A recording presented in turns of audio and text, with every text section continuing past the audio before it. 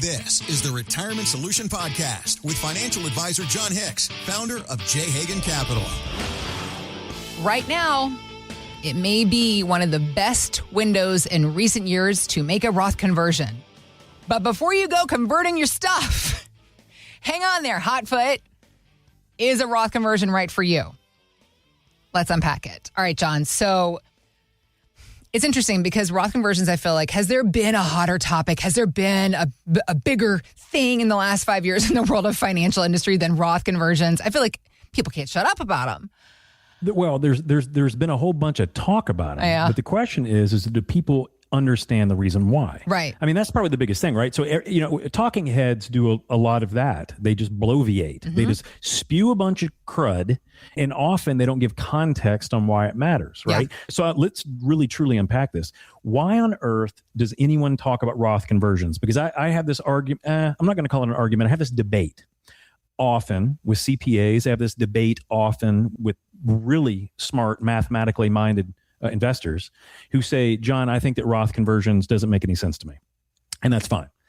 All I typically want to do is look at the broad landscape of what's going on in this wonderful country of ours. We have a wonderful country. Don't let anyone tell you we don't. And if you don't like it, go out there and change it for the better. That's how you do it. It's not complicated. Mm-hmm. Don't rely on the government to do it. Don't rely on your neighbor to do it. Get out there and make it slightly better. If even only for yourself and your own family, that is still better, right? Mm-hmm. So the point is that understand in this great country, we have to pay a certain amount of taxes. What we pay in taxes is very different for all of us because they give us the rules and we have to stay within those rules unless we want to be in an orange jumpsuit. Most of us do not want to be in an orange jumpsuit, so we follow the rules of taxes. Mm-hmm. Now I'm going to get into the Roth conversion point. Yeah. Now, why do so many people say that Roth conversions are probably the thing to do right now? Well, ladies and gentlemen, if you haven't noticed, we are spiraling out of control on how much our government is spending, and we are not spiraling out of control on how much we are receiving to the Treasury, which means we're running deficits every single year. This was before the Iran conflict. We were running trillions of dollars of deficit spending every year, which means it's money we don't have to pay for the things we're using. If we did this in our own house, Heather, if you went into your household, let's assume you didn't have any credit cards.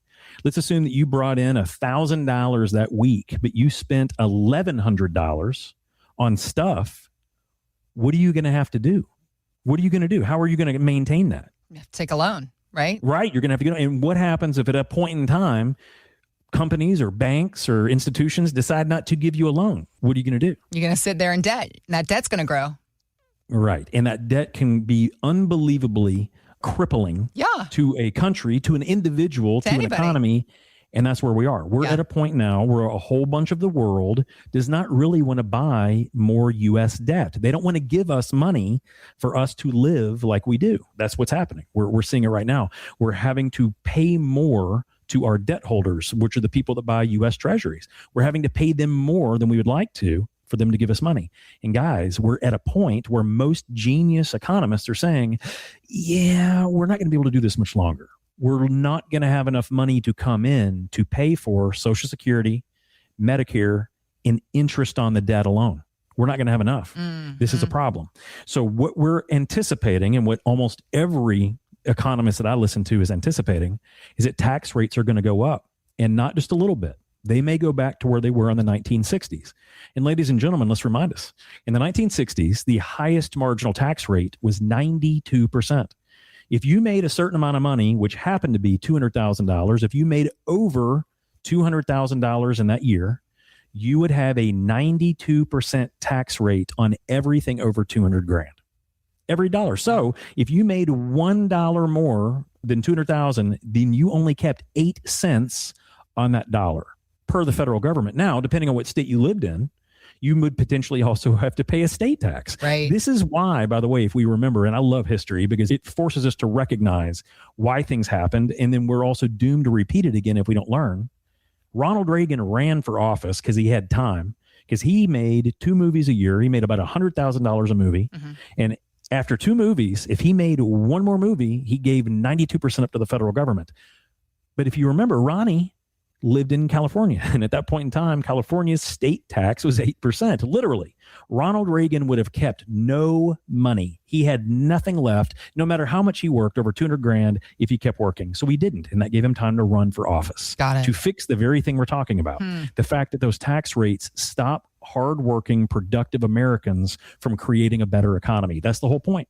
So he got into office to stop it. We are at a point right now where we do not have enough money coming in to pay the bills. And what does that tell me? We're probably going to have to go back to what Reagan dealt with in the front end. We're probably going to have to go back to 40, 50, 60, 70% tax rates on our highest producing people in America. That is a travesty, but it's bigger than that, because Heather, what almost never gets talked about in the 1960s was not the fact that the tax rate was 92% for the rich. Most people out there going, well, heck, they were rich, John. Who cares? Let those rich people deal with rich people problems. More money, more problems. Give it all to government. I don't care. I don't get none of it. That's what they're thinking. Here's the problem. The lowest, and this is the most important part, the lowest tax rate in the 1960s was 36%. Right. That is the crippling factor. Because when you look at how much money the government makes off the rich, it is a pittance and compared to what it makes off the middle class and lower classes. It's the truth. The majority of the money that comes in comes from the majority of people. It's just how it goes. So when you think about that, the lowest tax bracket was 36%. Now, think about where we are today. We're in the 12, some people 10 to 12 to 22 to 24% tax rate is that lower level. Guys, we may be in one of the best situations ever for lower tax rates. One of the best, at least when you're looking out there at the landscape and we're seeing that we cannot afford to keep running this debt service because we're not going to have any money. The government may have to increase taxes. And it's not just me saying it. It's not just the experts I listen to. The former Comptroller General of the United States, David Walker, I sat right beside him at a private movie screening on a documentary specifically about taxation and where it may go. And his words to me were exactly what he's been saying to the rest of the world for years.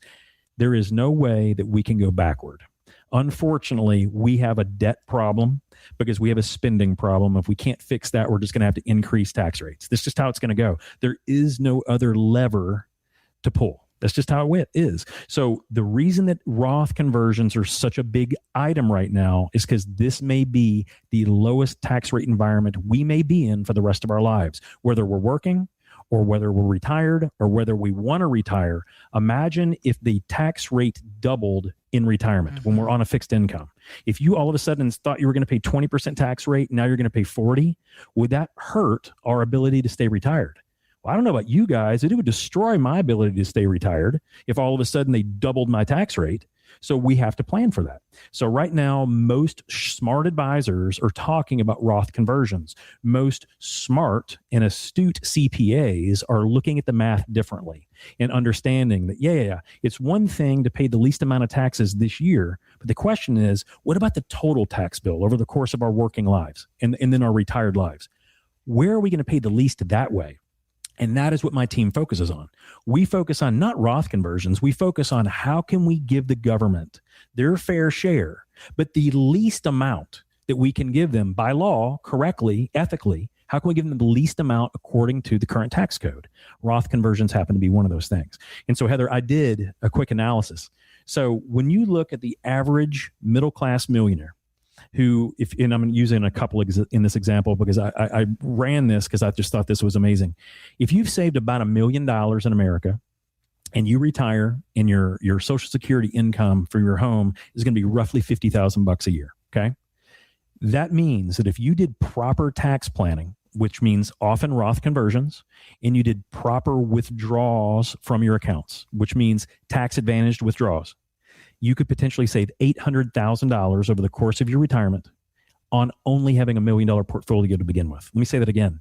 If you have $1 million portfolio in a normal Social Security income and you want to live off of $100,000 a year in retirement, by doing proper Roth conversions, tax planning, and withdrawal sequencing, you could potentially keep $800,000 more dollars in your accounts for you to use, or for your surviving spouse, or for your grandkids, or for long-term care planning. Take your pick, simply by doing the math. Why on earth wouldn't you do it? And yet, 90+% of Americans do not do it. My question out there to everyone listening is, why? Is it hard? No. Does it really require a whole bunch of sacrifice? No. But you have to know what questions to ask, right? You have to know, how much of my money do I need to keep protected? How much income do I want to live off of? And that means what's the floor, but then how much could I really spend if I wanted to? If I wanted to be all highfalutin and live, great in the first 10 years of retirement, what would that look like? And then how do we keep the majority of it in our pocket, not of Uncle Sam's? Those big three are huge. And that defines that tax strategy that we always talk about on the show. What can we do? Roth conversions are a piece of it. There are very few things that are as simple as a Roth conversion that can put hundreds of thousands of dollars in your pocket over the course of your retirement. And it's simple, but I promise you one thing, guys, they're going to take it away. At some point in time, they're going to change the laws. They're going to change the rules, and we probably won't be able to do it. But that hasn't happened yet today. So that's why it's getting so much traction, Heather. That's why so many people are talking about it. And yet people still aren't doing it. So again, all those bloviating talking heads, me being one of them at this point in time, guys, you still have to do it. To know that it works and to not do it is insanity to me. So if you have an advisor who is not talking to you about Roth conversion, or at least showing you the math on why it could be good for you, the question is, why? And then get a second opinion. Because when we show people, this is $180,000 that could be in your pocket, not the government's. Most of them are like, what do I got to do it? It's like, fill out one form and let's just every single year make sure we're doing the right things. Sometimes it's that simple, Heather. Hundreds of thousands of dollars. There are very few things in life that could be that easy, but you have to plan for it. And you have to do the math when it comes to Roth conversions. Always. Because how a Roth conversion works, it's a very intricate process, and it's also a slippery slope. It is an easy thing to mess up and to create big burden for yourself. So do it right. Like Jon was saying, get the math done, work with a financial advisor, a certified fiduciary financial advisor who can help you understand how a Roth conversion might or might not work for you. And then, of course, get a second opinion as well. That's something else Jon always says, whether you do it with J. Hagan Capital or somebody else. Just get the information for yourself, for your plan, for your financial future. And you can do that with us if you want. We've got links posted in the show notes, or just visit our website anytime. It's retirementsolutionshow.com. Thanks for listening to the Retirement Solution Podcast with Jon Hicks. Begin the conversation about your savings plan with Jon and the team at J. Hagan Capital by visiting retirementsolutionradio.com. Be sure to listen to Jon's radio show, The Retirement Solution, Saturdays at 8 a.m. and Sundays at 9 a.m. on News Radio 840 WHAS. J. Hagan Capital Incorporated is not licensed in all 50 states. To find out if J. Hagan Capital Incorporated is licensed in your state, please call 502-690-5635. J. Hagan Capital Incorporated is not affiliated with nor endorsed by the Social Security Administration or any other government agency and does not provide legal or tax advice. By contacting us, you may be provided with information about insurance and annuity products offered through J. Hagan Capital, LLC, NPN number 1882794.